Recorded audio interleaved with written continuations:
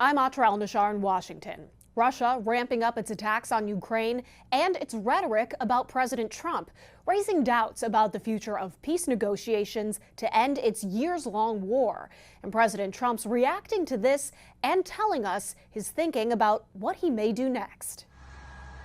Ukrainians reeling from a recent barrage of Russian attacks. No sign yet of a ceasefire, let alone the peace the White House is trying to produce. We are calling for restraint and urge all parties to avoid further escalation. President Trump and those closest to Russian President Vladimir Putin now engaged in a war of words. The words speak pretty loud.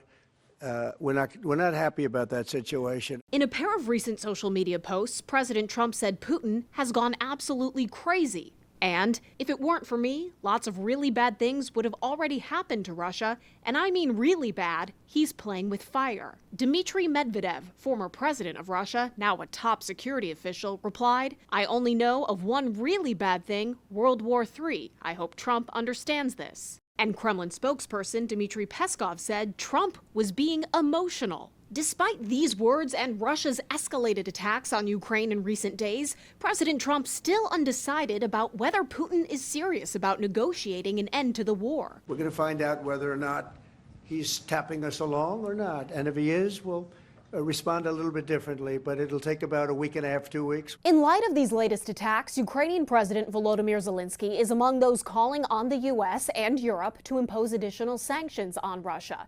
And we know it's something President Trump is considering, but here's what he just said about what's stopping him. Only the fact that if I think I'm close to getting a deal, I don't want to screw it up by doing that. In fact, Putin now wants Western leaders to lift sanctions and receive guarantees from NATO to stop expanding eastward. Reuters was first to report. Well, that's what he wanted. One of the things that he wanted in the beginning was to dissolve NATO, because then he could continue his rant across Europe, taking territory. For many in Congress, lifting sanctions is out of the question. There are bills with bipartisan support in both the House and Senate to impose hefty new sanctions on Russia, in limbo without the approval of the president. In Washington, I'm Atra El-Nashar reporting.